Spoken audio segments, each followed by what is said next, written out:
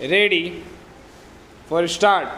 Non-confidence motions have become such a routine that we are not at any rate as such not bothered by their frequency except that by repeated and unsuccessful use their utility will be blunted. Though we have been in full power, we have brought this country to a stage wherein many states these are government of non-congress nature either headed by single parties or by coalitions. This in itself is proof that we do not want to cling to power, that we do not want to act undemocratically. The fact is that the Congress party allowed the constitution to work. I am saying allowed because in other countries which have a constitution there are parties which have adopted other methods and have not functioned like this. This has happened in many countries of the world and it is an aspect that we cannot ignore. There is a changed situation in India, but it is not a sudden change. We seem to think that because there was an election, a sudden change has come about.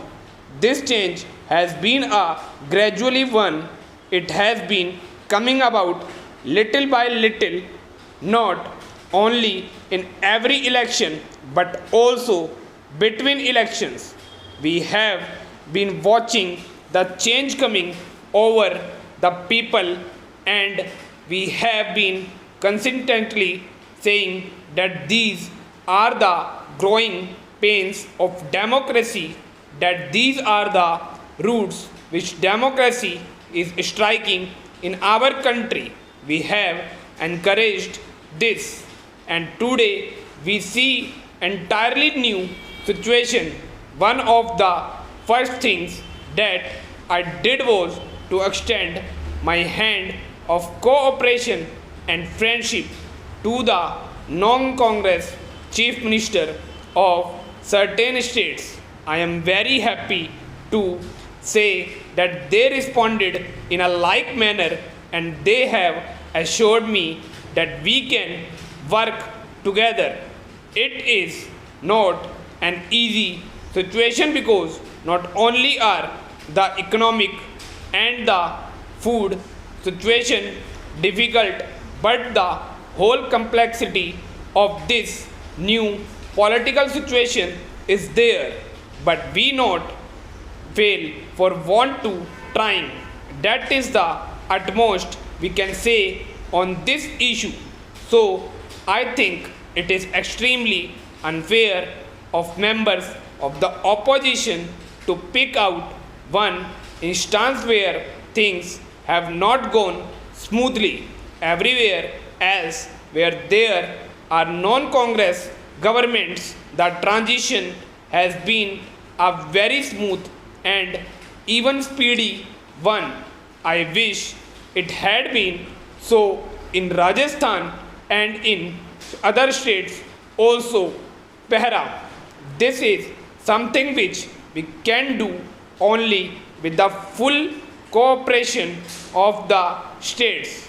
It is something which we must sit down and discuss and formulate a plan which can be carried out and implemented in all parts of the country. Some have said that we would rather starve than import food. I am afraid I cannot agree with this and I feel that it is an irresponsible statement to make in the present conditions. When I talked of cooperation with honorable members outside, it was not on small matters of procedure and things like that, although they are important and if we can work together, it is a good thing. But far more important is to get cooperation in matters of national importance and of life and death for our people. Certainly, food comes in that category. Food and drought relief are the foremost problems for us. Last year, we faced the same kind of problem, and it was only through a Herculean effort that we were able to avert a great human tragedy. This year is even more difficult because reserves are depleted and there is considerable uncertainty about supplies. The minister has already outlined the program of short term crops, and we must all see that this program is made a success. There is also the need to accelerate intensive cultivation programs all over the country. Many steps are being taken to deal with the immediate problem in Bihar and eastern UP. Some people here mentioned Rajasthan. I would like to say that we have not forgotten at all that Rajasthan also faces this problem, and so do areas of other states.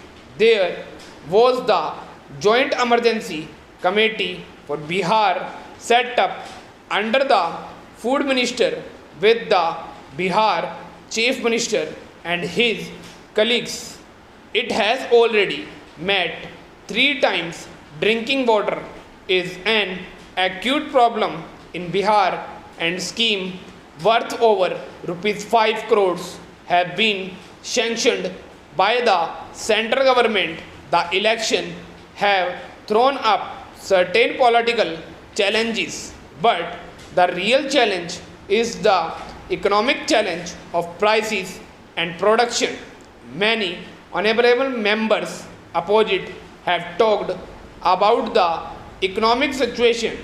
This is a natural because it is a serious thing, but as usual, the diagnosis as well as the treatment has differed from person to person. This is what I mean when I say that we should get together on certain things. Let us have some kind of a minimum program on which we can agree at least on 1 or 2 national issues. Higher production and budgetary discipline can give some respite from high price. Streamlining the administration and procedures is the first need.